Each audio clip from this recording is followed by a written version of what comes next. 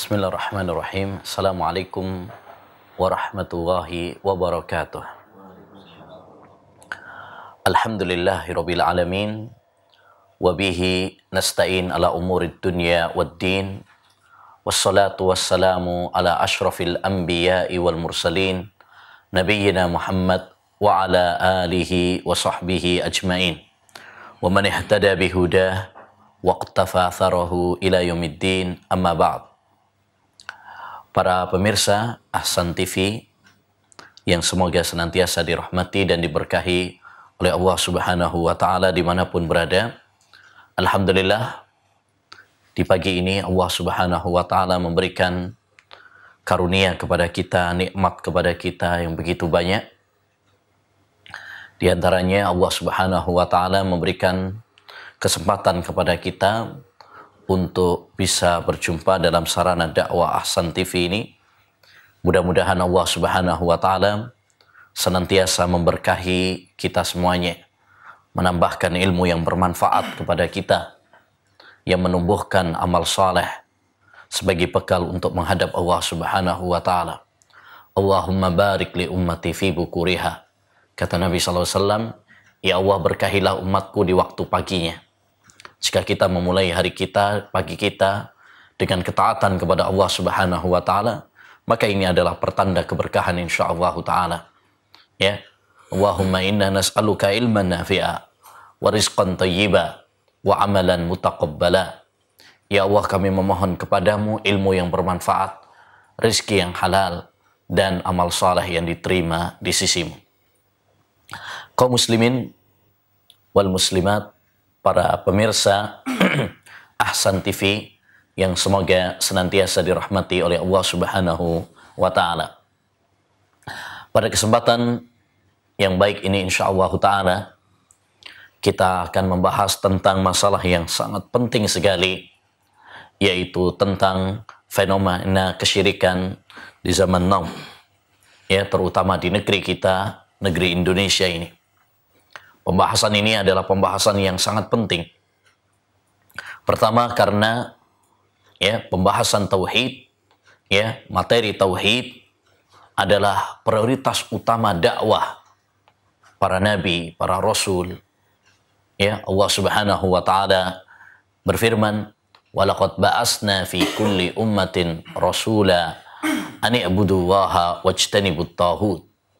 Dan sungguh kami telah mengutus pada setiap umat seorang rasul untuk menyerukan apa? Ya, beribadalah hanya kepada Allah saja dan jauhilah taghut, sesembahan-sesembahan selain Allah Subhanahu wa Ta'ala. Surat An-Nahl ayat 36. Jadi seluruh para nabi, ya, seluruh para rasul, prioritas utama dakwah mereka adalah mengajak umat agar beribadah hanya kepada Allah saja dan mengingkari sesembahan-sesembahan selain Allah Subhanahu wa Ta'ala. Ya. Dan ini pula yang ditanamkan oleh Nabi Muhammad SAW dan dipraktekkan oleh beliau. 13 tahun beliau di Mekah mendakwakan tauhid. Ya, 10 tahun di Madinah pun selalu mendakwakan tauhid. Bahkan di detik-detik akhir kematian beliau, wafatnya beliau, ya, beliau memesankan, ya, berpesan, berwasiat kepada kita tentang tauhid dan bahaya syirik kepada Allah Subhanahu wa Ta'ala. Dan ini pula yang beliau tanamkan kepada para sahabatnya. Ketika beliau mengutus Mu'adz bin Jabal ke Yaman, ya, beliau berpesan, "Innaka sata'ti qauman min ahlil kitab, falyakun awwala ma tad'uhum ilaih syahadatu an la ilaha illallah, wa fi riwayatin ila an yuwahhidullah." Sesungguhnya kamu, wahai Mu'adz, ya, akan datang kepada ahlul kitab, ya, maka hendaknya yang pertama kali kamu dakwahkan kepada mereka, kamu sampaikan kepada mereka adalah tentang tauhid. Ya. Oleh karenanya, setiap kelompok yang memprioritaskan dakwahnya kepada tauhid, maka inilah kelompok yang benar, dakwah yang benar. Dan setiap dakwah yang tidak memprioritaskan dakwahnya kepada tauhid, maka ini adalah dakwah yang menyimpang dan dakwah yang gagal. Ya. Jadi ini masalah yang sangat penting sekali, yaitu masalah tauhid. ya, Allah Subhanahu wa taala membuka kitabnya di dalam Al-Qur'an tentang tauhid. Iyyaka na'budu wa iyyaka nasta'in. Hanya kepada Engkau ya Allah kami beribadah, dan hanya kepada Engkau kami meminta pertolongan. Dan Allah tutup pula dengan tauhid. Ya, perintah pertama kali dalam Al-Qur'an juga tauhid. Ya, ini menunjukkan bahwa intisari Al-Qur'an adalah tentang tauhid. Oleh karenanya, hendaknya bagi kita semuanya bersemangat untuk mempelajari tauhid dan tidak pernah bosan, tidak pernah jenuh, karena ini adalah penentu nasib kita. Ya, apakah kita akan di surga ataukah kita akan di neraka. Ya, bahkan termasuk 5 hal pokok yang sangat dijaga ketat oleh agama Islam, ya, bahkan seluruh agama, sebagaimana disebutkan oleh Imam Syatibi dalam kitabnya Al-Muwafaqat. Islam menjaga 5 hal: menjaga agama, ya, menjaga nyawa, menjaga akal, menjaga harta, dan menjaga nasab. Yang pertama kali dijaga oleh agama Islam adalah menjaga agama. Di antaranya adalah dengan menyebarkan tauhid, ya, dan melarang umat dari segala hal yang dapat menodai dan merusak tauhid. Ya, di antaranya adalah bentuk kesyirikan kepada Allah Subhanahu wa taala.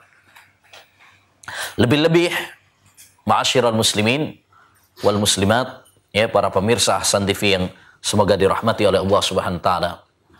Fenomena di lapangan pada zaman sekarang ini, ya, kita jumpai masih banyak saudara-saudara kita, masyarakat kita yang terjerumus dalam kubang kesyirikan kepada Allah Subhanahu wa taala. Masih kita dapati beberapa orang, ya, yang berdoa kepada kuburan-kuburan. Masih kita dapati orang-orang yang kirim tumbal sesajen kepada selain Allah Subhanahu wa taala, baik kepada jin, ya, baik kepada yang katanya penunggu gunung, penunggu laut, ya, dan sebagainya. Oleh karenanya kewajiban bagi orang-orang yang diberi karunia oleh Allah Subhanahu wa taala ilmu untuk menyampaikan kepada umat tentang masalah tauhid, ya, dan mengingatkan mereka dari bahaya syirik kepada Allah Subhanahu wa taala. Ini tugas, ya, orang-orang yang memiliki ilmu. Tidak boleh bagi mereka untuk menyembunyikannya. Termasuk dosa besar jika seorang memiliki ilmu kemudian tidak menyampaikannya. Allah Subhanahu wa taala akan memintai pertanggungjawaban kepadanya besok pada hari kiamat. Ya, lebih-lebih sekarang ini malah banyak para dai-dai yang menyeru propaganda kesyirikan walaupun dibungkus dengan kata-kata, ya, yang indah atas nama tawassul, atas nama syafaat, atas nama cinta kepada wali, atas nama untuk menghidupkan, ya, tradisi-tradisi, ya, adat istiadat dan sebagainya. Ya, maka kewajiban bagi kita semuanya untuk mempelajari masalah tauhid, ya, dan lawannya yaitu kesyirikan kepada Allah Subhanahu wa taala agar Allah Subhanahu wa taala menyelamatkan kepada kita.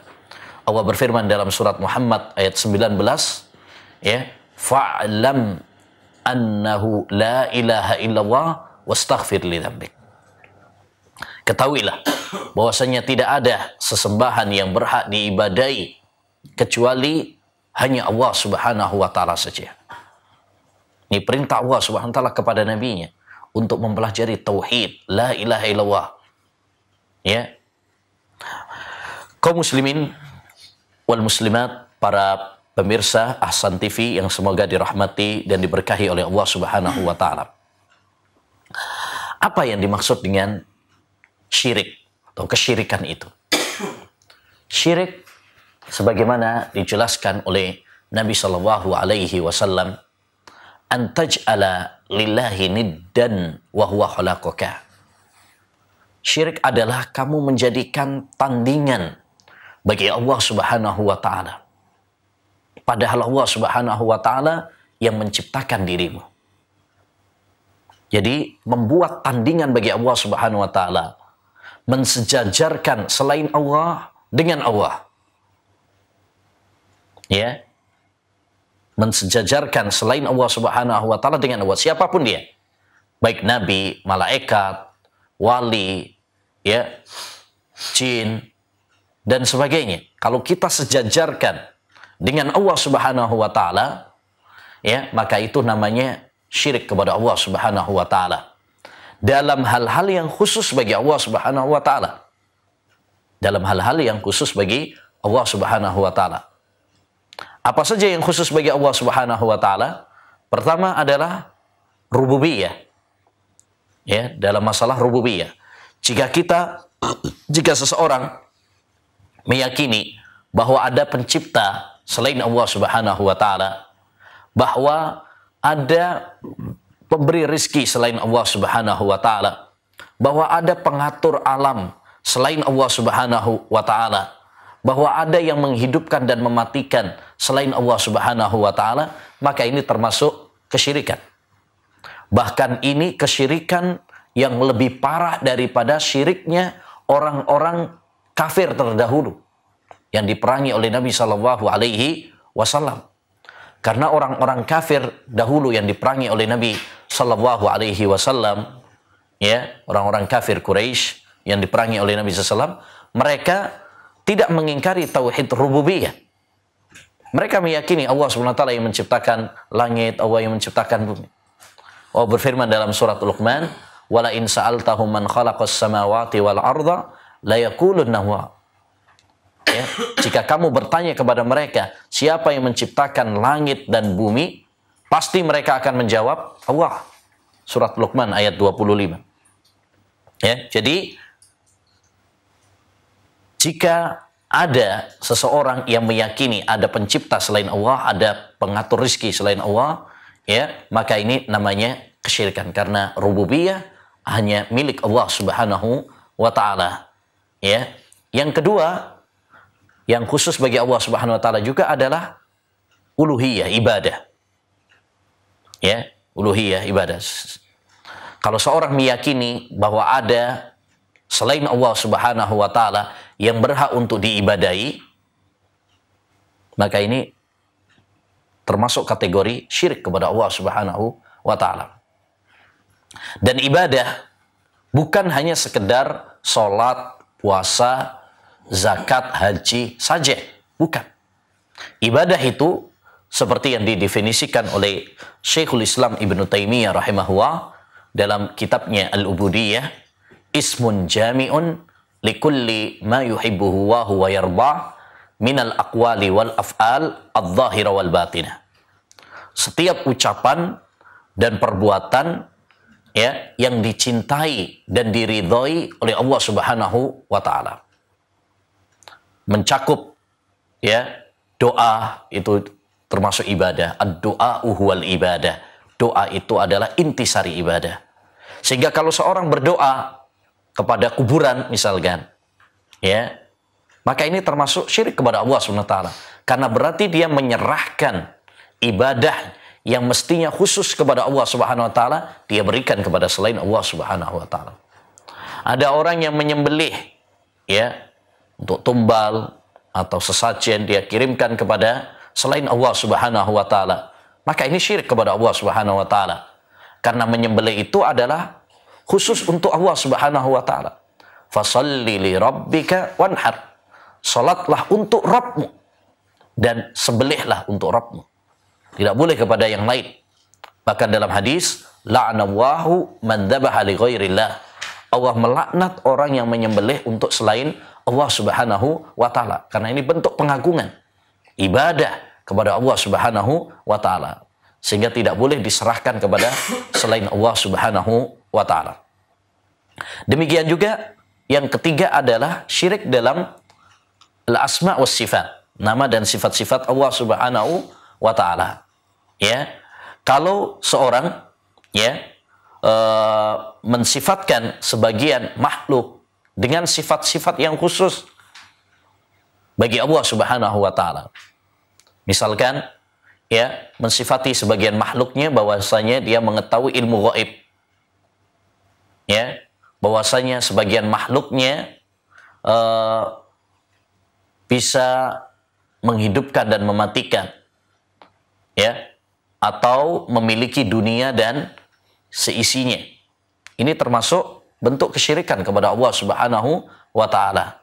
Ya, seperti ucapan mereka kepada Nabi sallallahu alaihi wasallam, "Fa inna min judika ad-dunya wa dharrataha wa min ulumika ilmul lauhi wal qalam." Ya, termasuk ilmumu adalah termasuk perbendaraanmu adalah dunia dan isinya. Dan termasuk ilmumu adalah kamu mengetahui ilmu al-lauhul mahfud. Ya, mengetahui lauhul mahfud. Tentu ini adalah berlebih-lebihan kepada Nabi Muhammad SAW dan termasuk bentuk kesyirikan. Ya, kesyirikan kepada Allah Subhanahu wa taala. Karena tidak ada yang mengetahui ilmu gaib kecuali hanya Allah Subhanahu wa taala. Ya, jika kita mengklaim bahwasanya ada selain Allah Subhanahu wa taala yang mengetahui ilmu gaib, maka berarti orang tersebut telah berbuat syirik kepada Allah Subhanahu wa taala. Qul la ya'lamul ghaiba illa Allah. Katakanlah wahai Muhammad, tidak ada yang mengetahui masalah-masalah gaib kecuali hanya Allah Subhanahu wa taala saja. Taib. Ini masalah definisi syirik. Selanjutnya adalah bahaya syirik. Syirik, ma'asyiral muslimin, atau kesyirikan itu termasuk dosa yang paling besar. Dosa besar yang paling besar, ya, adalah dosa syirik kepada Allah Subhanahu wa taala. Tidak ada dosa yang lebih besar daripada kesyirikan kepada Allah Subhanahu wa taala. Oleh karenanya Allah Subhanahu wa taala, ya, menceritakan kepada kita semuanya tentang wasiat Luqman kepada putranya, "Ya bunayya la tusyrik billah, inna syirka la zulmun adzim." Wahai putraku, ya, janganlah kamu berbuat syirik kepada Allah Subhanahu wa taala. Sesungguhnya syirik kepada Allah Subhanahu wa taala itu adalah kezaliman yang paling besar. Ya, karena zalim itu meletakkan sesuatu bukan pada tempatnya. Kalau orang berbuat syirik berarti meletakkan sesuatu bukan pada tempatnya. Karena ibadah itu tempatnya kepada Allah Subhanahu wa taala. Jika seorang memberikan kepada selain Allah Subhanahu wa taala, maka ini adalah kezaliman, bahkan kezaliman yang sangat besar. Ya, sebagaimana disebutkan tadi dalam surat Luqman ayat 13. Dan ini faedah penting juga bagi kita semuanya, ya, terutama bagi para pendidik, ya, bagi para ustadz, bagi para orang tua, ya, agar menanamkan pendidikan tauhid dan melarang, ya, putra-putri mereka dari dosa yang paling besar ini, yaitu dosa syirik kepada Allah Subhanahu wa taala.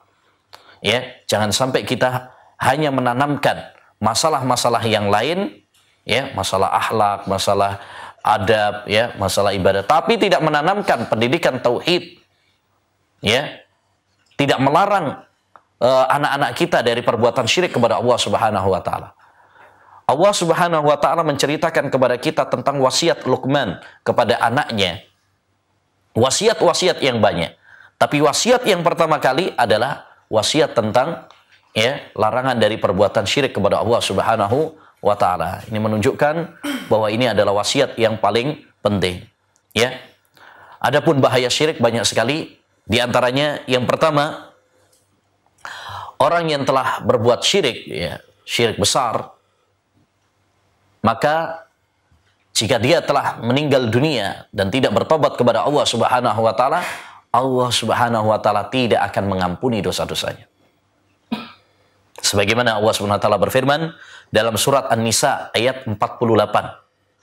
Innallaha la yaghfiru ayyushraka bihi wa yaghfiru ma duna dzalika liman yasha. Sesungguhnya Allah Subhanahu wa taala tidak mengampuni dosa syirik, tapi mengampuni dosa-dosa selain syirik bagi orang-orang yang dikehendaki oleh Allah Subhanahu wa taala. Artinya kalau orang meninggal dunia dalam keadaan berbuat syirik kepada Allah Subhanahu wa taala dan dia tidak bertobat kepada Allah Subhanahu wa taala, Allah nggak akan mengampuni dosa. Padahal Allah Maha Pengampun. Allah Maha Pemurah. Tapi karena besarnya dosa syirik kepada Allah, kejahatan yang luar biasa, kekurang ajaran kepada Allah Subhanahu wa taala, maka Allah tidak mengampuni. Selain dosa syirik, ya, walaupun seorang tidak bertobat kepada Allah, masih ada harapan untuk diampuni, ya, dosa-dosanya oleh Allah Subhanahu wa taala. Ya. Yang kedua, di antara bahaya dosa syirik juga adalah membatalkan seluruh amalan-amalan ibadah sebelumnya. Salatnya, puasanya, umrohnya, hajinya, sodakohnya, dan amal-amal kebajikan yang dilakukan sebelum-sebelumnya. Kalau seorang berbuat syirik besar kepada Allah Subhanahu wa taala, ya, amalan-amalan sebelumnya ini ludes, terhapus semuanya. Ya, sebagaimana Allah berfirman dalam surat Al-An'am ayat 88. Walau asyraku lahabita anhum ma kanu ya'malun. Seandainya mereka berbuat syirik, maka akan batal, ya, amalan-amalan yang mereka lakukan. Seandainya mereka berbuat syirik, maka akan batal, terhapus, ya, amalan-amalan yang mereka lakukan. Jadi ini sangat disayangkan. Orang sudah bertahun-tahun misalkan sholat, puasa, zakat, haji, mungkin malahan sodako, berbakti kepada orang tua. Kalau orang berbuat syirik kepada Allah SWT, ludes semuanya. Ya, terhapus. Tidak ada manfaatnya. Sia-sia belaka. Ya, karena dia melakukan pembatal di antara pembatal-pembatal Islam. Yang ketiga, di antara bahaya perbuatan syirik juga, ma'asyiral muslimin, orang yang berbuat syirik, yakni syirik besar, Allah akan haramkan surga baginya. Dan Allah akan masukkan dia ke neraka, ya, selama-lamanya. Na'udzubillah min dzalik. Kita berlindung kepada Allah SWT dari dosa syirik. Sebagaimana Allah berfirman dalam surat Al-Maidah ayat 72. Innahu may yusyrik billah faqad harramallahu alaihil jannah wa ma'wahun nar wa ma lidzalimina min ansar. Kata Allah Subhanahu wa taala, barang siapa yang berbuat syirik kepada Allah, Allah haramkan surga baginya. Dan tempat tinggalnya adalah di neraka. Dan tidak ada penolong bagi orang-orang yang berbuat zalim. Ya, maka ini sangat berbahaya sekali. Ya, dosa syirik kepada Allah Subhanahu wa taala. Ya, dia yang akan menjerumuskan pelakunya kepada neraka Allah Subhanahu wa taala. Oleh karenanya tauhid itu akan menentukan nasib kita. Siapa yang menjaga tauhidnya, maka Allah SWT akan memasukkannya ke surga. Siapa yang tidak menjaga tauhidnya, ternoda dengan kesyirikan kepada Allah, maka Allah akan memasukkannya ke neraka. Kata Nabi SAW, man laqiya Allah la yusyriku bihi syai'an dakhala al-jannah, wa man laqiyahu yusyriku bihi syai'an dakhala an-nar. Siapa yang meninggal dunia berjumpa dengan Allah, bertemu dengan Allah Subhanahu wa taala dalam keadaan dia tidak menyekutukan Allah, tidak berbuat syirik kepada Allah, tidak menduakan Allah Subhanahu wa taala, maka dia akan masuk surga. Sebaliknya, barang siapa yang berjumpa dengan Allah Subhanahu wa taala, yakni meninggal dunia, dan dia menyekutukan Allah Subhanahu wa taala, maka dia masuk neraka. Ya. Nah, jadi ini bahaya sekali perbuatan syirik kepada Allah Subhanahu wa taala. Makanya dakwah Ahlus Sunnah wal Jamaah, dakwah Salafiyah, ya, selalu memprioritaskan kepada dakwah tauhid, mengikuti dakwahnya para nabi. Karena apa? Karena kita sayang kepada umat. Ya, kita sayang kalau masyarakat, ya, sudah melakukan amal-amal ibadah, kemudian sia-sia amal mereka karena mereka terjerumus di dalam kesyirikan kepada Allah Subhanahu wa taala yang merupakan dosa yang sangat besar yang akan menjerumuskan kepada mereka, ya, di dunia, kebinasaan di dunia dan kebinasaan nanti di neraka. Ya. Dan di antara bahaya syirik juga adalah syirik termasuk dosa paling besar. Nabi SAW pernah mengatakan, ala unabbi'ukum bi akbaril kabair. Maukah saya tunjukkan kepada kalian dosa yang paling besar itu? Karena dosa itu bertingkat-tingkat. Ada dosa besar, ada dosa kecil. Dosa besar pun bertingkat-tingkat, tapi yang paling besar apa kata Nabi? Asyirku billah. Syirik kepada Allah Subhanahu wa taala. Syirik kepada Allah Subhanahu wa taala ini dosa paling besar. Ya, yang membawa kepada kebinasaan, bencana di dunia dan di akhirat. Dalam hadis yang lain Rasulullah pernah mengatakan, ijtanibus sab'al mubiqat. Jauhilah oleh kalian 7 dosa yang membinasakan, yakni membinasakan di dunia dan membinasakan nanti di akhirat, membawa kesengsaraan. Bencana demi bencana, penyebab utamanya adalah syirik kepada Allah Subhanahu wa taala. Baik itu bencana tsunami, gempa, ya, termasuk krisis, kezaliman pemimpin, ya. Penyebab utamanya, faktor utamanya adalah dosa-dosa. Ya, dan yang paling puncak adalah dosa syirik kepada Allah Subhanahu wa taala. Ya. Ini bahaya dari perbuatan syirik kepada Allah Subhanahu wa taala. Dan syirik, ma'asyiral muslimin, ya, ada beberapa macam. Ya, beberapa tingkatan.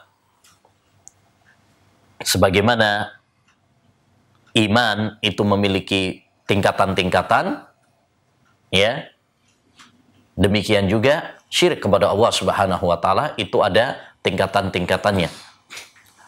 Ya, para ulama membagi syirik itu terbagi menjadi 2. Yang pertama adalah syirik besar dan yang kedua adalah syirik kecil. Ya, ini dibagi oleh para ulama bukan berarti nanti untuk meremehkan dosa kecil atau syirik kecil. Syirik kecil aja. Bukan. Tetapi karena ada konsekuensi hukum yang berbeda. Sehingga para ulama membagi. Syirik terbagi menjadi 2, syirik besar dan syirik kecil. Apa itu syirik besar? Syirik besar ini adalah memalingkan suatu bentuk ibadah kepada selain Allah Subhanahu wa taala. Kepada siapapun. Baik kepada wali, baik kepada nabi, baik kepada malaikat, baik kepada jin. Ini termasuk syirik besar. Kalau orang berdoa misalkan kepada kuburan, minta, ya, rezeki, minta kesembuhan, minta jabatan, minta supaya menang dalam pemilihan, misalkan, maka ini termasuk syirik besar. Karena orang yang sudah mati tidak bisa, ya, untuk mendatangkan manfaat atau menolak madarat. Ya, jadi kalau dia minta langsung kepada kuburan, ya mbah ini misalkan, ya, berikanlah saya anak misalkan, berikanlah kepada saya rezeki, berikanlah kepada saya jodoh misalkan, maka ini, ya, termasuk syirik besar, mengeluarkan pelakunya dari agama Islam. Ya, mengeluarkan pelakunya dari agama Islam, murtad dari agama Islam, dan menjadikan dia kekal di neraka. Ini konsekuensi dari syirik besar. Adapun syirik yang kedua adalah syirik kecil. Ya, syirik kecil adalah tidak menjadikan pelakunya keluar dari agama Islam dan tidak, ya, menjadikan pelakunya kekal selama-lamanya di neraka. Ini syirik kecil. Dia adalah sarana, gitu ya, wasilah menuju syirik besar. Karena dalam agama Islam itu ada kaidah saddud dzara'i, yang membendung segala sarana yang mengantarkan kepada dosa besar. Ya, kepada dosa besar. Jadi dosa kecil ini adalah sarana menuju dosa besar. Sekali lagi, bukan berarti kemudian kita meremehkan dosa kecil, bukan. Tetapi karena konsekuensi hukumnya berbeda. Ya, di antara perbedaannya, kalau syirik besar mengeluarkan pelakunya dari agama Islam. Kalau syirik kecil tidak mengeluarkan pelakunya dari agama Islam. Syirik besar menjadikan pelakunya kekal selama-lamanya di neraka. Berbeda dengan syirik kecil. Ya, tidak menjadikan pelakunya, ya, kekal di neraka selama-lamanya. Ya. Demikian juga di antara perbedaannya, kalau syirik besar membatalkan semua amalan-amalan, ibadah-ibadah yang lain batal semuanya.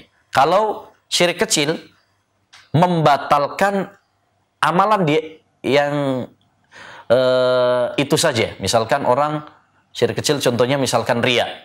Dia riya dalam sholat. Ya berarti sholat pas itu saja, itu yang batal. Adapun yang lain-lainnya, ya maka tidak batal. Berbeda dengan syirik besar. Kalau syirik besar, semua amalnya ya batal, ludes, terhapus. Ya, taib. Dan syirik kecil terbagi menjadi dua. Yang pertama adalah syirik zahir, syirik yang nampak. Ya, syirik yang nampak. Baik ucapan maupun perbuatan, ya, nampak sekali. Misalkan kalau ucapan seorang bersumpah dengan selain Allah Subhanahu wa taala. Ini tidak boleh, bahkan termasuk kesyirikan. Man halafa bi ghairillah faqad asyrak. Siapa yang bersumpah dengan selain Allah Subhanahu wa taala, maka dia telah berbuat syirik. Yang dimaksud di sini berbuat syirik adalah syirik kecil. Ya, syirik kecil. Karena orang biasanya bersumpah dengan selain Allah Subhanahu wa taala, ya, misalkan ucapan demi Allah, demi Rasulullah, misalkan. Itu nggak boleh. Demi Allah, demi Rasulullah. Demi Rasulullahnya nggak boleh. Ya, karena itu bersumpah dengan selain Allah Subhanahu wa taala. Tapi biasanya orang ketika dia bersumpah demi Rasulullah, tidak meyakini bahwa Rasulullah inilah yang mendatangkan manfaat atau menolak madarat. Ya. Tidak meyakini seperti itu. Sehingga ini terjatuh dalam syirik kecil, bukan syirik besar. Demikian juga contoh yang lainnya, misalkan syirik perbuatan, ya, misalkan pasang jimat, ya, jimat. Ini tidak diperbolehkan orang pasang jimat, misalkan pakai gelang atau kalung atau ditempel di mana rumahnya atau di mobilnya kadang, ya, supaya nggak kecelakaan, ya, atau keyakinan-keyakinan yang lain. Ini termasuk perbuatan syirik. Man ta'allaqa tamimatan faqad asyrak. Siapa yang menggantungkan jimat, maka dia telah berbuat syirik. Maksudnya syirik di sini, ya, adalah syirik kecil. Ya, karena dia telah menjadikan jimat tersebut sebagai sebab untuk mendatangkan manfaat atau menolak madarat. Padahal Allah tidak menjadikan, ya, benda tersebut sebagai sebab. Ya. Kecuali kalau seorang berkeyakinan bahwa benda itu yang mendatangkan manfaat atau menolak madarat, maka ini syirik besar. Maka ini syirik besar. Jadi orang misalkan yang pasang jimat itu bisa terjerumus dalam syirik besar, bisa terjerumus dalam syirik kecil, tergantung kepada keyakinannya. Kalau dia meyakini bahwa jimat itulah yang mendatangkan manfaat, menolak madarat, ya, maka ini syirik besar. Karena berarti menyekutukan Allah Subhanahu wa taala. Dia meyakini ada selain Allah Subhanahu wa taala yang bisa mendatangkan manfaat atau menolak madarat. Tapi kalau dia cuma mengatakan, ya, Allah Subhanahu wa taala yang memberikan kesembuhan, Allah Subhanahu wa taala yang memberikan manfaat, menolak madarat, ini hanya sekedar sebagai ikhtiar, usaha, ini hanya sebagai sebab untuk menangkal misalkan, ya, maka ini juga termasuk kesyirikan, tapi syirik kecil. Ya, karena ini sarana menuju syirik besar. Ya, tidak diperbolehkan. Ya, apapun niatnya tidak diperbolehkan, hanya nanti beda dalam hukumnya. Ya, beda dalam hukumnya, konsekuensi hukumnya. Ini syirik dalam syirik yang nampak. Ada yang kedua yaitu syirkun khafi, syirik yang tidak nampak. Syirik yang halus.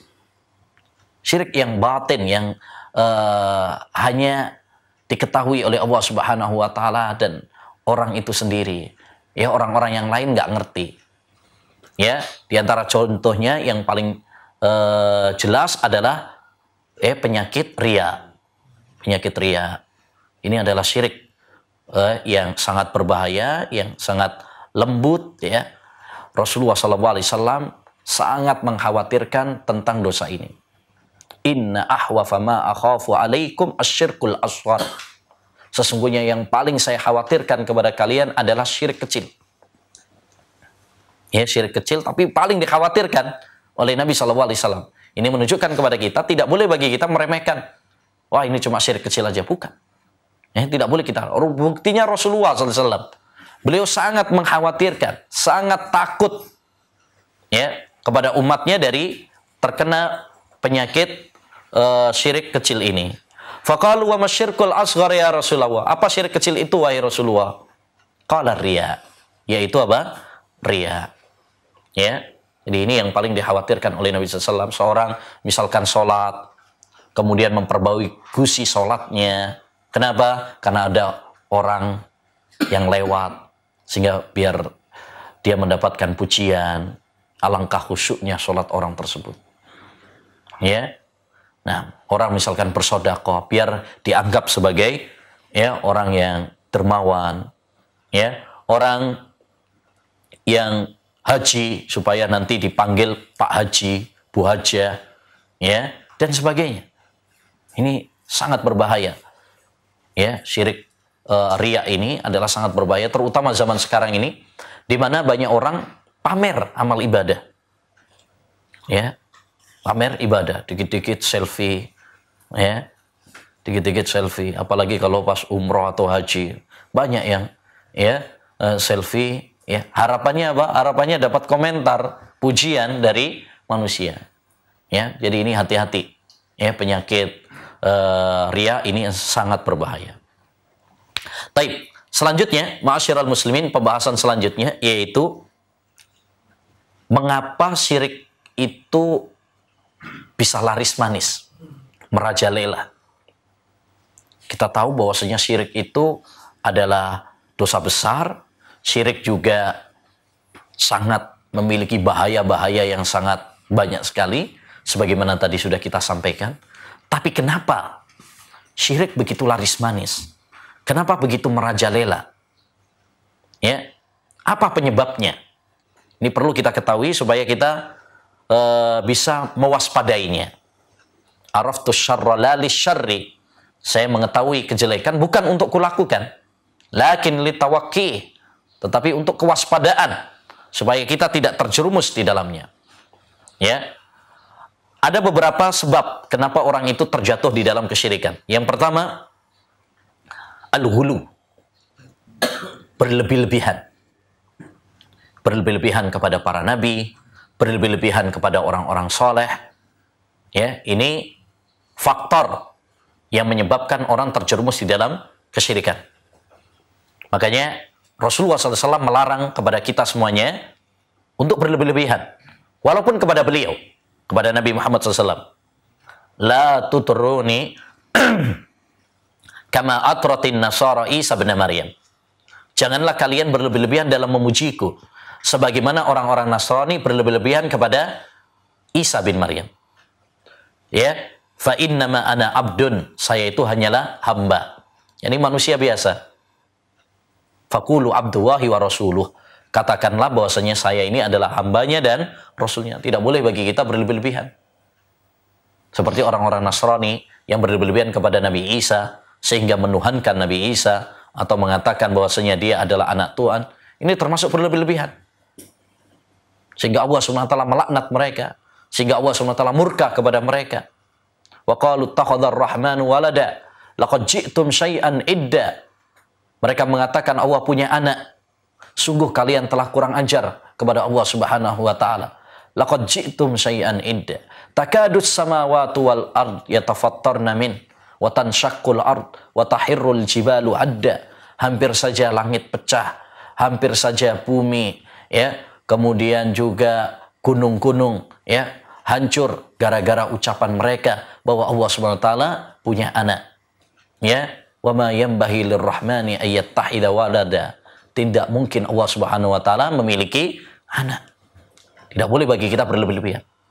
Bahkan Nabi SAW di detik-detik ketika mau meninggal dunia, beliau mengingatkan kepada kita semuanya agar jangan menjadikan, ya, masjid-masjid sebagai, ya, sebagai tempat beribadah, berlebih-lebihan kepada orang-orang soleh, menjadikan kuburan-kuburan mereka sebagai tempat ibadah.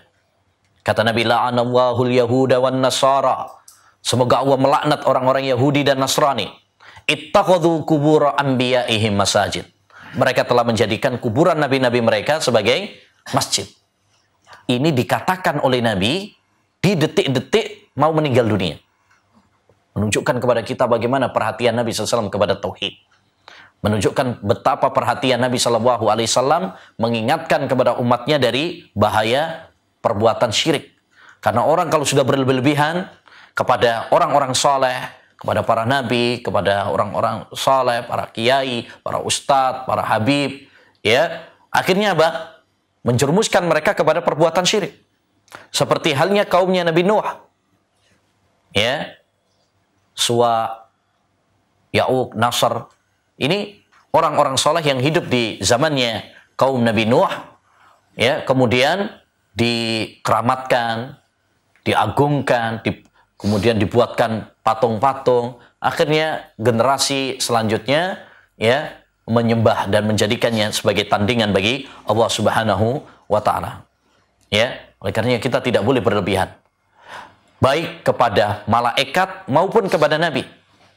Kepada nabi aja kita nggak boleh berlebihan, apalagi kepada yang lain. Cinta kepada nabi, cinta kepada para wali, cinta kepada ulama, bukan berarti kemudian kita berlebihan kepada mereka, apalagi menjadikan mereka sebagai tandingan bagi Allah Subhanahu wa Ta'ala. Yang kedua, sebab yang kedua adalah karena fanatik. Ya, fanatik terhadap peninggalan nenek moyang. Ya.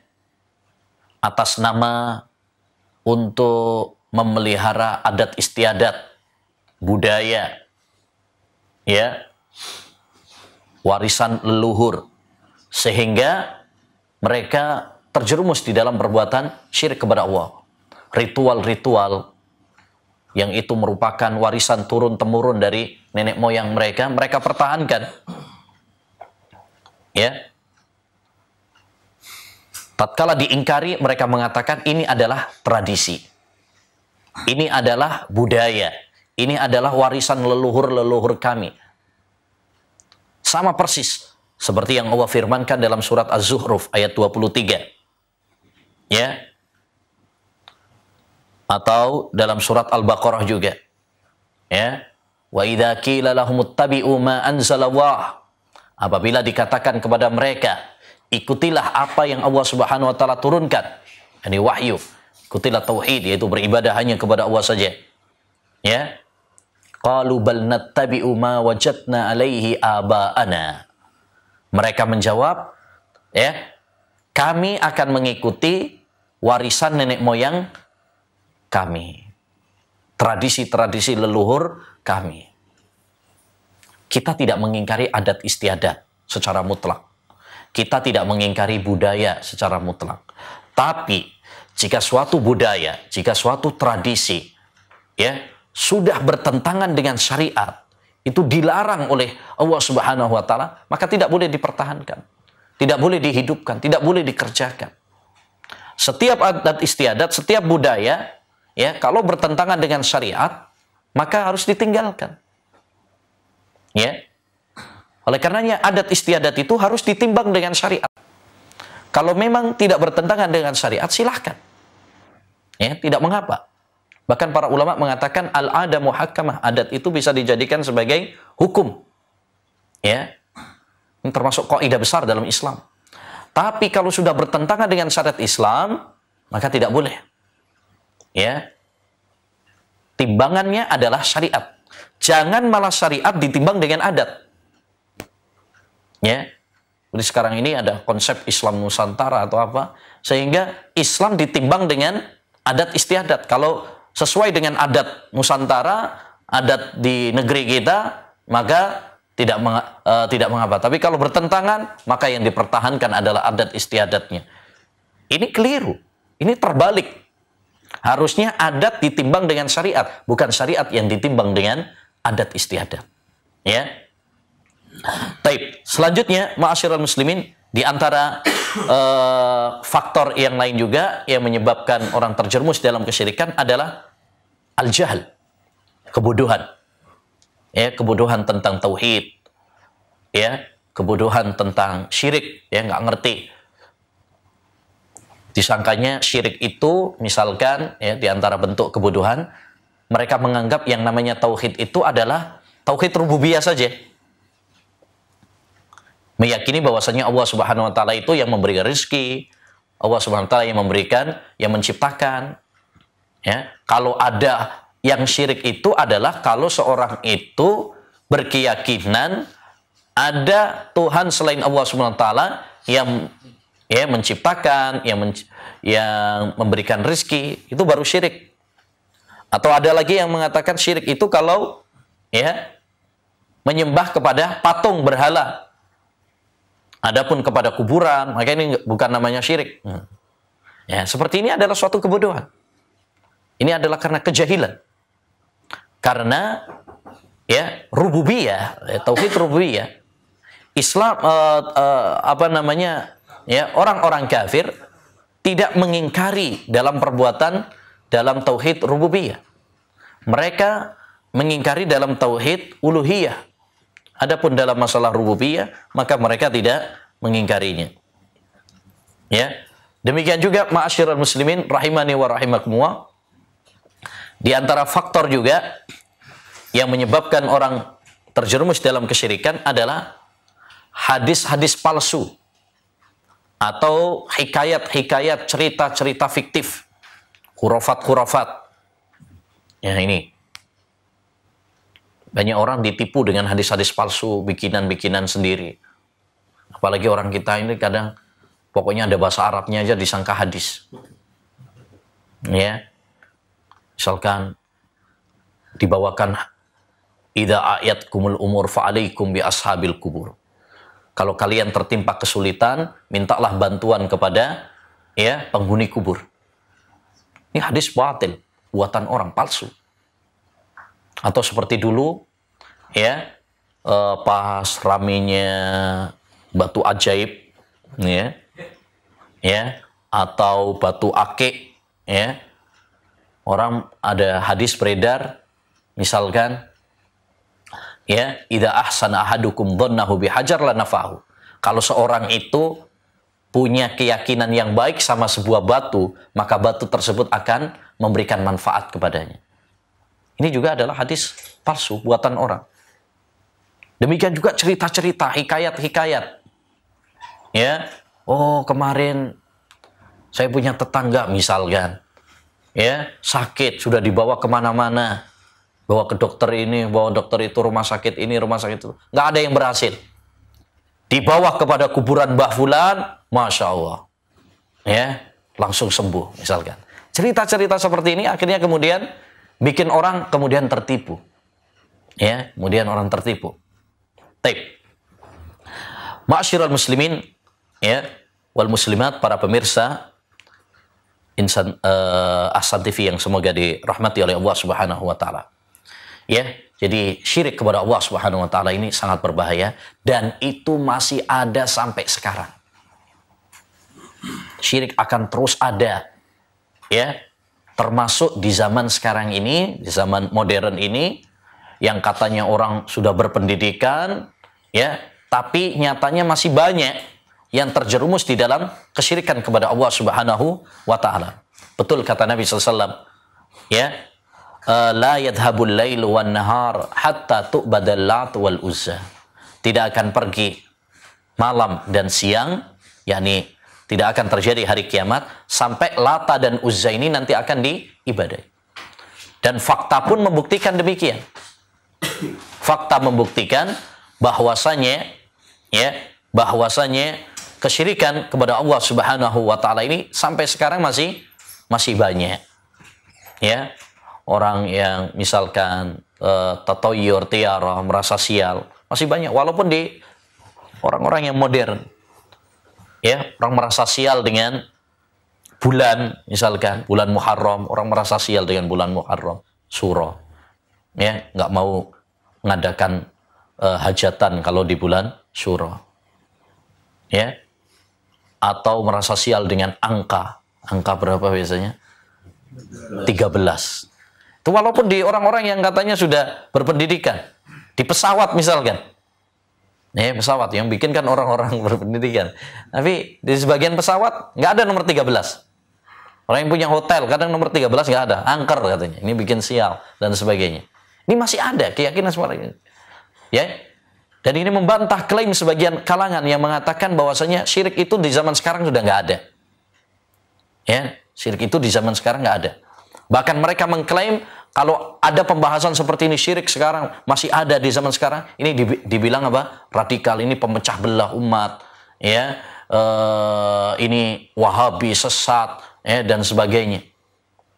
Ya, padahal Rasulullah SAW yang mengatakan sendiri bahwasanya tidak akan terjadi hari kiamat, ya, kecuali nanti, ya, kesyirikan tetap masih ada, ya, Lata dan Uzza masih diibadahi. Fakta pun demikian. Oleh karenanya kita harus tetap takut kepada Allah SWT, khawatir kalau kita terjerumus di dalam syirik kepada Allah Subhanahu Wa Taala. Tidak boleh bagi kita merasa aman.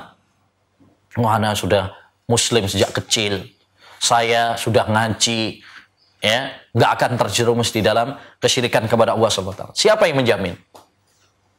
Tidak ada jaminan bagi kita sampai Allah Subhanahu Wa Taala mencabut nyawa kita. Nabi Ibrahim alaihi salam saja, bapaknya ahli tauhid, ya, orang yang kuat imannya, kuat tauhidnya, tapi tetap khawatir, tetap takut kalau terjerumus di dalam kesyirikan.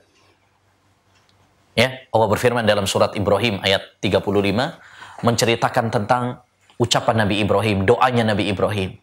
Wajnubni wa baniya an na'budal asnam.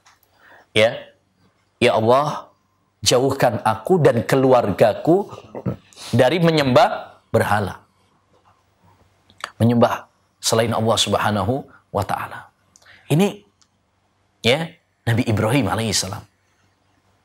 Kalau Nabi Ibrahim saja yang kuat imannya, kuat tauhidnya, khawatir terhadap dirinya dan keluarganya dari perbuatan syirik, bagaimana dengan kita? Yang iman kita, tauhid kita kembang kempes, ya, dan kita hidup di zaman yang penuh dengan fitnah, begitu mudah, ya, syubhat, syahwat merajalela pada zaman kita sekarang ini. Ya, begitu gampangnya umat diguncang dalam masalah akidah ini. Ya, dulu ramai, ya, prediksi kiamat 2012. Orang ada yang percaya. Ya, ramalan kiamat 2012. Sekarang 2018, Dajjal belum keluar, Isa juga belum, ya, turun. Ya, setelah itu diguncang lagi dengan maraknya dulu nabi-nabi palsu. Banyak nabi yang ngaku-ngaku nabi dulu. Ada yang percaya. Diguncang lagi dengan, ya, batu ajaib, ponari, ya kan? Ada yang percaya, bahkan antri, jubel-jubel dari berbagai penjuru. Ya, diguncang lagi dengan yang bisa gandarin duit. Siapa itu, Kanjeng Dimas apa siapa ini yang bisa gandain? Ya, masih ada yang percaya. Bahkan profesor percaya. Ya. Bahkan di negeri kita ini ada satu ritual juga yang mungkin udah tahu di Jawa Tengah, ya. Ada Kiai Selamet, ritual Kiai Selamet. Ya. Itu orang bukan nunggu apa gitu, Kiai Selamet itu bukan orang. Kiai Selamet itu kerbau dari keraton. Yang orang punya kepercayaan, ya, antri sepanjang jalan, ya. Antri apa? Antri kebo ini, maaf, mengeluarkan kotoran. Nanti rebutan. Ya. Nanti rebutan, kemudian nanti dipakai untuk pelaris, dipakai untuk ini, untuk itu. Ini masih ada. Ya. Bagaimana mungkin kemudian kita mengatakan bahwasanya syirik di zaman sekarang ini nggak ada? Ya, ini tidak sesuai dengan fakta. Fakta membuktikan bahwasanya syirik, ya, masih banyak merajalela. Contohnya masih banyak, ya, di zaman kita sekarang ini, terutama di negeri kita ini. Ya, oleh karenanya, ya, di penutup ini saya mewasiatkan kepada diri kami pribadi dan kepada para jemaah sekalian. Pertama, ya, mari kita banyak berdoa kepada Allah Subhanahu wa taala agar Allah Subhanahu wa taala memantapkan tauhid kita, memantapkan iman kita, menjauhkan kita dari kesyirikan kepada Allah Subhanahu wa taala. Yang kedua, hendaknya kita terus ya mengkaji tentang masalah tauhid, tidak bosan, tidak jenuh ya untuk mengkaji tentang masalah tauhid ini, untuk memperkuat tauhid kita, memperkuat keimanan kita, karena kita hidup di zaman fitnah. Kalau kita tidak terus mengkaji, mengulang-ulang tentang masalah tauhid ini, maka bukan suatu hal yang mustahil bahwa kita akan terombang-ambing di dalam fitnah, ya, syubhat yang sangat dahsyat pada zaman kita sekarang ini. Ya, demikian juga kiat-kiat yang lain agar Allah SWT memberikan keistiqomahan kepada kita di atas tauhid. Demikian kaum muslimin wal muslimat, para pemirsa Ahsan TV yang semoga dirahmati oleh Allah Subhanahu wa taala, yang bisa kami sampaikan ya tentang masalah fenomena kesyirikan di zaman now ini. Mudah-mudahan yang kita kaji ini bermanfaat bagi kita semuanya, khususnya bagi saya pribadi.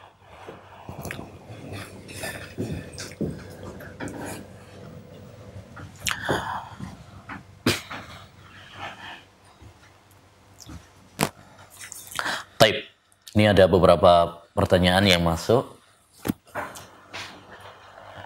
Ustadz, apakah senangnya serta keinginan yang besar kita untuk bisa berjabat tangan dengan guru ustadz kita bisa menimbulkan kesyirikan kepada Allah Subhanahu wa taala? Jabat tangan dengan guru atau ustadz, ya, bahkan menciumnya misalnya, bukan suatu hal yang terlarang. Hukum asalnya adalah tidak terlarang. Jabat tangan itu boleh, baik kepada ustadz, baik kepada seorang ulama. Rasulullah SAW pernah mengatakan, innal mu'mina idza laqiyal mu'mina fasallama alaihi wa akhadha biyadih tanasarat khotoyahu kama yatanasaru waraqus syajar. Seorang mukmin apabila ketemu mukmin yang lain, kemudian mengucapkan salam dan berjabat tangan, apa kata Nabi? Rontok dosa-dosanya, sebagaimana daun-daun rontok dari pohonnya. Jadi malah dianjurkan kita berjabat tangan, karena dengan jabat tangan seperti ini akan menyebabkan kita saling mencintai, ada kedekatan, ya, persaudaraan, ukhuwah Islamiyah yang sangat ditekankan di dalam agama Islam. Bahkan mencium tangan seorang ustadz atau alim ulama juga diperbolehkan, ya, boleh. Ya, ada athar-athar salaf dalam masalah ini, sebagaimana disampaikan oleh Syekhul Albani rahimahullah dalam silsilah al-hadis sahih. Hanya yang tidak diperbolehkan adalah kalau kita punya keyakinan-keyakinan tertentu. Misalkan kalau kita salaman apalagi bisa mencium tangannya kiai, wah, ini akan membawa keberkahan. Ya, ini akan membawa keberkahan bagi kita. Ya, keyakinan-keyakinan seperti ini yang tidak diperbolehkan. Karena ini menimbulkan ghulu, berlebihan kepada kiai atau kepada ustadz. Ya, bahkan sebagian itu ada yang sampai pokoknya tiap hari dicium terus tangan kiainya, ya, karena ada anggapan keberkahan tadi, sampai kemudian infeksi tangannya, infeksi tangannya. Maka ini adalah terlalu karena sebab berlebih-lebihan tadi. Taib. Yang kedua, apakah ramalan cuaca termasuk syirik?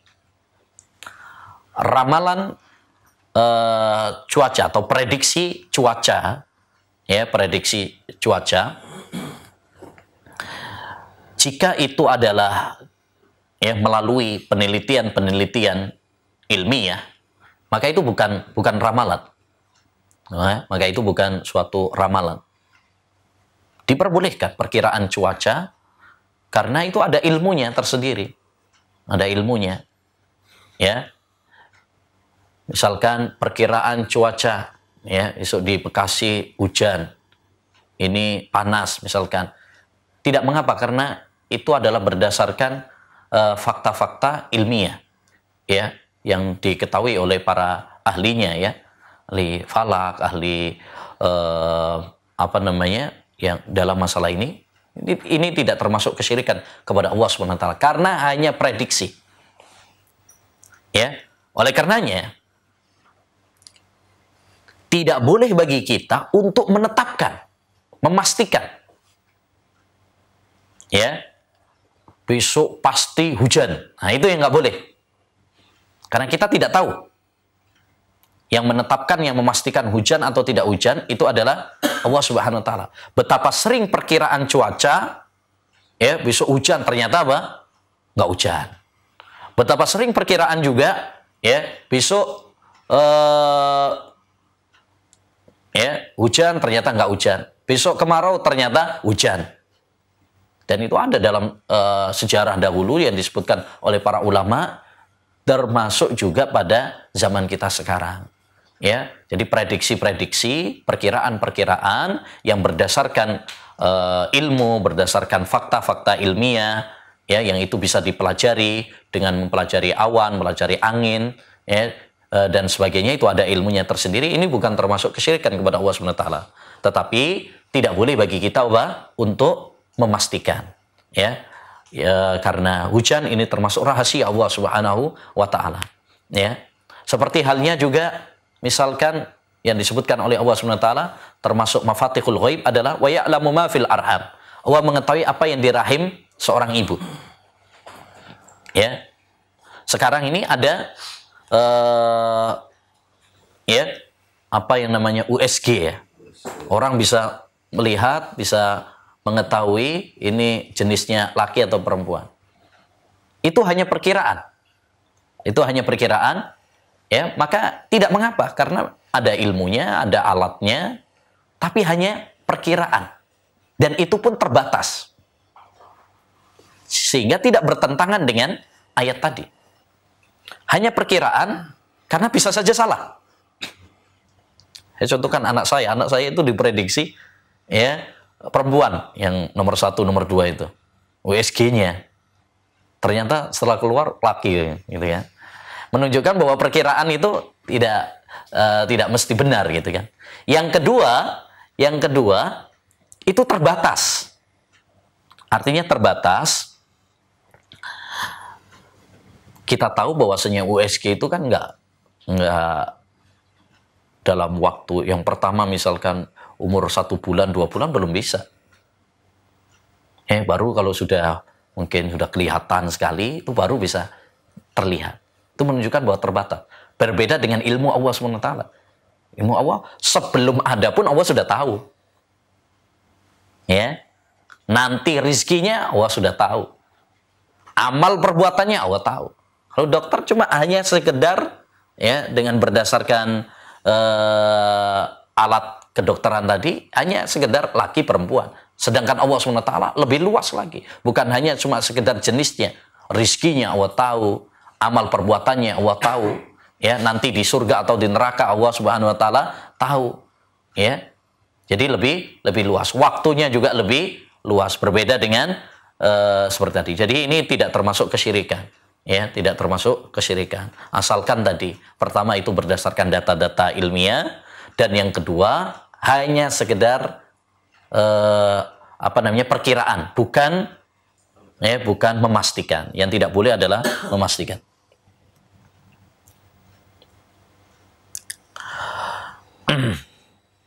Ustadz, bagaimana dengan perbuatan kesyirikan yang dianggap sebagai adat istiadat, tradisi yang harus dijaga dan dilestarikan? Seperti di sebagian masyarakat Indonesia difahami, serta bagaimana kiat meluruskan syubhat tersebut kepada mereka. Ya, tadi sudah kita sindir, ya. Sudah kita sindir. Ya, bahwa setiap adat istiadat, setiap budaya, kalau bertentangan dengan syariat Islam, maka tidak boleh untuk dikerjakan. Tidak boleh untuk dilakukan. Hanya dengan alasan adat istiadat. Ya. Karena setiap adat istiadat, jika bertentangan dengan syariat Islam, maka itu adat yang batil. Rasulullah SAW ketika diutus oleh Allah Subhanahu wa taala kepada orang-orang kafir Quraisy, orang-orang kafir Quraisy juga punya adat istiadat. Ya, punya adat istiadat. Adat istiadat mereka yang benar, maka dibiarkan oleh Nabi, tidak diingkari. adat istiadat mereka tentang akhlak yang baik misalkan, dibiarkan oleh Nabi SAW, bahkan disetujui oleh Nabi SAW. Tapi adat istiadat mereka yang keliru, ya, yang menyimpang, diluruskan oleh Nabi SAW. Itulah tugasnya syariat Islam, meluruskan yang bengkok, ya, meluruskan yang bengkok. Jadi tidak boleh kita beralasan dengan adat istiadat kalau memang itu bertentangan dengan syariat. Ini sepakat para ulama. Ya, para ulama sepakat bahwa adat istiadat itu tidak boleh digunakan jika bertentangan dengan syariat. Contoh orang misalkan, ya, perempuan misalkan buka aurat, nggak pakai jilbab. Tidak boleh kemudian beralasan, ini sudah adat istiadatnya, ya, ini udah tradisi orang sini kok bajunya kayak begini. Nggak boleh. Orang misalkan adat istiadatnya utangnya itu adalah riba, utang piutang dengan riba. Tidak boleh kemudian tatkala kita ingkari, oh ini nggak boleh, ini riba, diharamkan oleh Allah, nggak boleh, ini sudah adat istiadat kok. Ya, sebagaimana kita nggak boleh juga beralasan dengan, ya, ini sudah kami suka sama suka, ridho, ya, nanti zina juga, ya, ridho, ya, nggak boleh, ya. Jadi adat istiadat itu adalah hukum asalnya adalah boleh, bahkan dijadikan sebagai hukum syar'i, tapi disyaratkan tidak boleh bertentangan dengan syariat. Kalau bertentangan dengan syariat maka harus ditinggalkan, ya.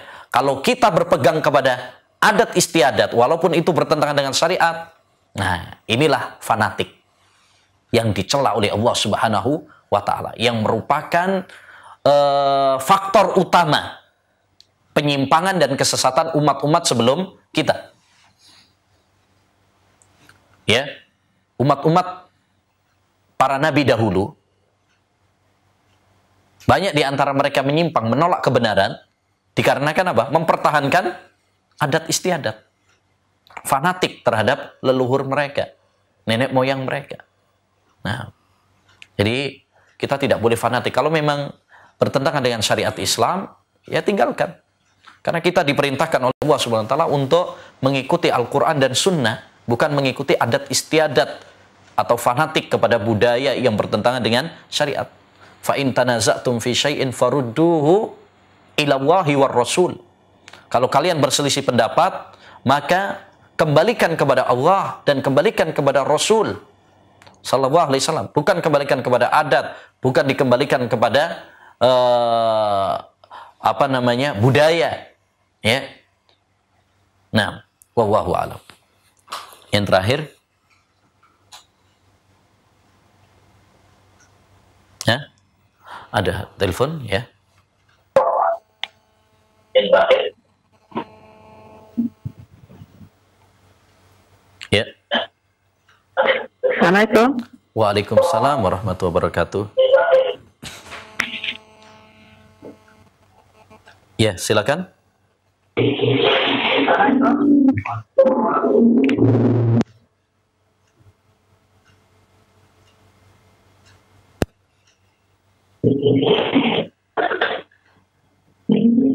Assalamualaikum warahmatullahi wabarakatuh.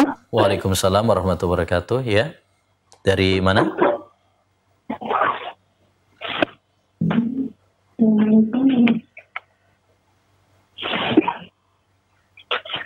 Ustaz, mohon penjelasannya. Saya pernah baca di sebuah buku kalau syirik akbar itu menghalalkan darah dan harta pelakunya. Berbeda dengan syirik asghar yang tidak menghalalkan darah manusia dan hartanya. Karena ia belum keluar dari agamanya. Mohon penjelasan kalimat tersebut, Ustaz. Jazakallahu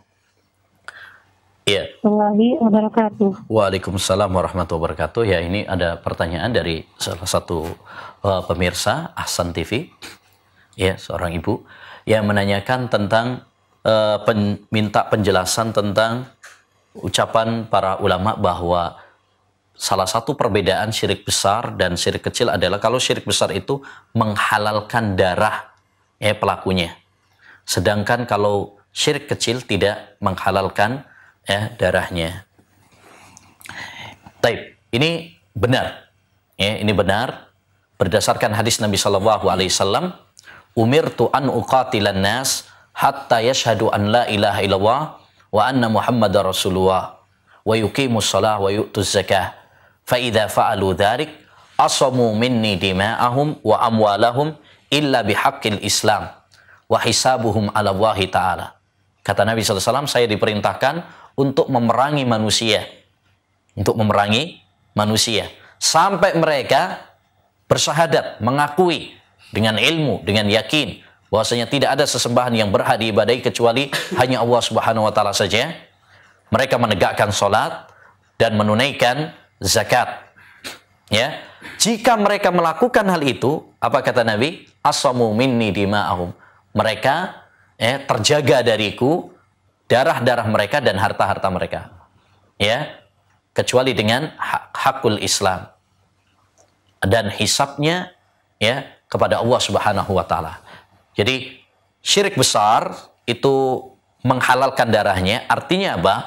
Menghalalkan darahnya, halal darahnya, yakni boleh dibunuh. Boleh diperangi. Oleh karena orang-orang musyrik dahulu diperangi oleh Nabi Muhammad sallallahu alaihi wasallam, halal darah mereka. Ya, halal darah mereka. Ya. Demikian juga dalam hadis Nabi Muhammad SAW, la yahillu damu mri'in muslimin illa bi ihdas salas. Tidak halal darah seorang muslim kecuali karena 3 hal. Ya. An-nafsu bin nafsi, ya. Jiwa dengan jiwa. Demikian juga orang yang telah menikah tapi berzina. Kemudian yang ketiga adalah ya, wattariku lidini, orang yang meninggalkan agamanya, murtad dari agama Islam. Ya, orang-orang berbuat syirik kepada Allah SWT, syirik besar, murtad dari agama Islam, halal darahnya. Jadi yang dimaksud menghalalkan darahnya, yakni boleh dibunuh. Tapi tentu saja yang melakukan pembunuhan ini, yang melakukan hukuman ini, bukan sembarangan orang. Ya, maksudnya adalah para pemimpin. Ya, para pemimpin. Para pemimpin yang menegakkan agama Allah Subhanahu wa taala. Adapun syirik kecil tidak menghalalkan darahnya. Orang misalkan berbuat riya misalkan dalam sholatnya, ya, itu melakukan dosa syirik kecil, tapi bukan berarti kemudian nanti boleh dibunuh. Nggak boleh dibunuh. Nggak boleh dia dibunuh. Itu urusan dia nanti dengan Allah Subhanahu wa taala. Tapi syirik besar ini membuat halal darahnya, yakni boleh untuk dibunuh, boleh diambil hartanya. Itu kalau syirik besar, boleh diperangi. Ya, tapi ingat, yang menegakkan hukum tersebut adalah para pemimpin. Bukan sembarangan orang. Wah, ini syirik, orang melakukan syirik, akhirnya apa? Dibunuh. Kita bunuh. Kemudian kita ambil hartanya. Ini membuat kerusakan di muka bumi Allah Subhanahu wa taala. Ingat, yang boleh menegakkan hukum-hukum hudud itu hanya para pemimpin. Ya, hukum potong tangan, hukum rajam, ya, hukum membunuh orang yang syirik, memerangi mereka. Ini adalah para pemimpin. Wilayahnya para pemimpin. Tidak boleh individu orang. Nah, wallahu a'lam.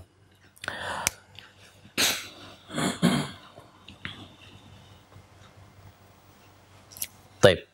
Ini ada pertanyaan dari Nuha di Tasik ya. Assalamualaikum warahmatullahi wabarakatuh. Ustaz, bila ada seorang yang mencintai ikhwan atau akhwat yang selalu ingat dia di setiap aktivitasnya tanpa melalaikan ibadah orang tersebut, apakah itu termasuk syirkul mahabbah? Nah, ini penyakit nih. Itu penyakit isyak. Ya, penyakit isyak. Ya, dan itu berbahaya. Ya, dan itu berbahaya. Kalau sampai kemudian melalaikan ibadah kepada Allah Subhanahu wa taala, ya, maka ini bisa sampai pada taraf syirik mahabbah, syirik cinta kepada Allah Subhanahu wa taala, cintanya karena dia, ya, bencinya karena dia. Nah, tapi kalau hanya sekedar ya namanya anak muda misalkan, ya, kesemsem istilahnya, ya, hanya cinta, ya, maka ini dia sampai kepada syirik kepada Allah Subhanahu wa taala. Jadi maksudnya syirkul mahabbah itu kalau kita lebih mencintai mencintai orang lain selain Allah Subhanahu wa taala, atau menyetarakan cinta kita kepada selain Allah Subhanahu wa taala dengan cinta kita kepada Allah Subhanahu wa taala. Ya, maka itu adalah syirkul mahabbah. Ya, kalau sudah sampai pada taraf seperti itu, ya, maka itu bisa masuk pada syirkul mahabbah. Ya, tapi kalau hanya seperti tadi tidak melalaikan dari ibadah kepada Allah Subhanahu wa taala, maka ini adalah penyakit. Ya, ini penyakit ya yang harus segera dicarikan jalan keluarnya, ya, dan jalan keluarnya adalah dengan nikah. Ya. Dengan nikah, ya. Daripada ingat terus, ini mengganggu ibadah. Sholat akhirnya ingat dia, kerja ingat dia, nggak bisa fokus orang seperti ini. Ya. Nah, maka orang seperti itu caranya adalah dengan ya menikah. Nabi SAW pernah mengatakan, lam yura lil mutahabaini mislu nikah. Tidak dijumpai orang yang saling jatuh cinta melebihi pernikahan. Ya, melebihi pernikahan. Jadi penyakit isyak orang yang jatuh cinta, ya, hendaknya dengan menikah, ya, kemudian menyibukkan dengan hal-hal yang bermanfaat, ya. Nah, wallahu a'lam.